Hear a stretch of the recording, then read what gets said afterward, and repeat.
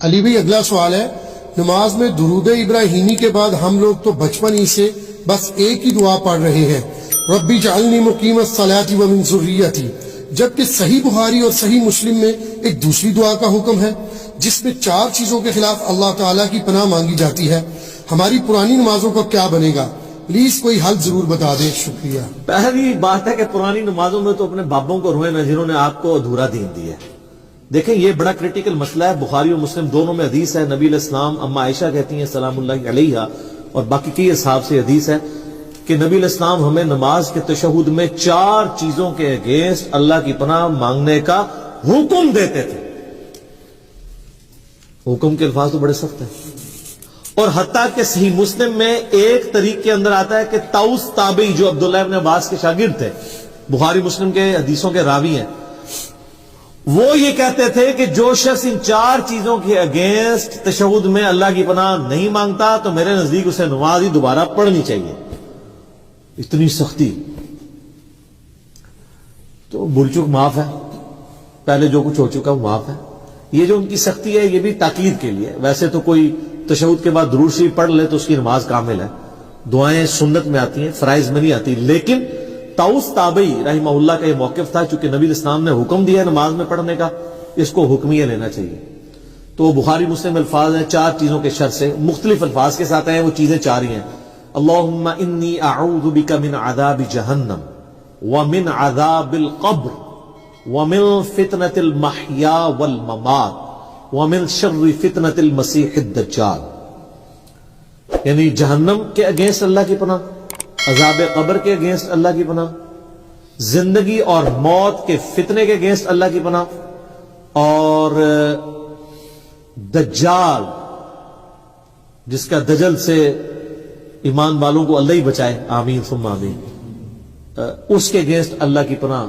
یہ 4 چیزوں کے شر کے اگینسٹ۔ باقی یہ بات صحیح ہے کہ بخاری شریف میں الفاظ ہیں جب تم تشہد میں درود شریف پڑھ چکو اس کے بعد جو چاہو اپنے رب سے مانگو۔ اس کے تحت صرف یہ دعا نہیں، یہ دعا تو ہے ڈیٹم لیول پہ کمپلسری، اس کے بعد آپ کو جو دعائیں یاد ہیں کتاب و سنت میں عربی زبان کے اندر دعائیں معصورہ ان کو کہتے ہیں، وہ پڑھیں۔ مثلا ایک دعا تو آپ ضرور پڑھیں جو بخاری مسلم دونوں میں کہ نبی علیہ السلام نے، انس بن مالک کہتے ہیں اور کوئی دعا پڑھیں نہ پڑھیں یہ دعا آپ نے زندگی بھر نہیں کبھی چھوڑی، اللہم ربنا آتنا فی الدنیا حسنہ وفی الآخرۃ حسنۃ وقنا عذاب النار۔ اس سے پرفیکٹ دعا ہی کوئی نہیں ہے۔ اے اللہ مجھے دنیا میں بھی بھلائیاں عطا فرما اور آخرت میں بھی بھلائیاں عطا فرما، اور سب سے بڑی بھلائی آخرت کی کیا؟ وقنا عذاب النار، آگ کے عذاب سے بچا۔ یہ اس سے بڑی کوئی دعا نہیں ہے، اور سب دنیا کے ہر کام کے لیے یہی دعا ہے۔ کسی کی اولاد نہیں ہو رہی تو یہ ہے، کسی کی نوکری کا ایشو ہے یہ ہے، کسی کو بیماری کا ایشو ہے یہ ہے، بھلائی ہے نا۔ اور مسلم شریف میں بڑی پیاری حدیث ہے، ایک صحابی کے بارے میں آتا ہے صحیح مسلم میں کہ وہ اتنے کمزور ہوئے گویا کہ چڑیا کی طرح ڈھانچہ ہو گیا، تو نبی علیہ السلام ان کی عادت کے لیے گئے۔ آپ کو اندازہ ہو گیا کہ اس نے کوئی کام ڈالا ہوا ہے۔ آپ فرمایا تو اللہ سے کیا مانگتا ہے؟ اس نے عرض کیا اللہ کے رسول میں تو اللہ سے یہ مانگتا ہوں کہ اللہ جو تو نے مجھے آخرت میں عذاب دینا ہے نا دنیا ہی میں دے لے۔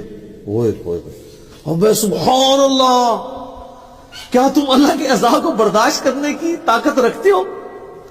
یہ تم کیوں کہہ رہے ہو کہ اللہ جو مجھے آخرت میں عذاب دینا دنیا میں دے لے؟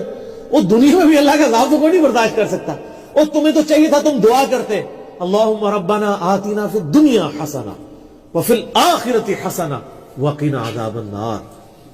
یہاں ایسے صوفیاء کہتے ہیں کہ ان کو جوئیں پڑی رہتی تھی، کوئی جو نیچے گرتی تھی پھر اوپر رکھ لیتے تھے۔ یہ گند مند دین نہیں ہے اسلام۔ اسلام میں تو یہ ہے کہ آپ نے اللہ سے بھلائیاں مانگنی ہے، تو نبی علیہ السلام بھلائی مانگتے، صحابہ کہتے ہیں اس نے وہ دعا پڑھی، وہ اس طرح صحیح ہو گیا جیسے ایک چوزا جب پیدا ہوتا ہے اس کے بعد میں پر نکلاتے ہیں زندہ ہو جاتا ہے، وہ اس طرح وہ اپنی بیماری سے باہر نکلا ہے۔ یہ دعا آپ نے تشہد میں پڑھی۔ اچھا ایک اور دعا ہے جو سیدنا ابوبکر نے حضور سے مانگ کے لی ہوئی ہے۔ دیکھ لیں صحابہ کرام تو مانگتے بھی تھے تو کیا مانگتے تھے؟ صحیح بخاری میں حضرت ابوبکر نے کہا یا رسول اللہ، یعنی آپ علیہ السلام نے ترغیب دلائی ہے تشہد میں دعاؤں کی، تو مجھے کوئی ایک خاص دعا ایسی دے دیں جو میں پڑھوں۔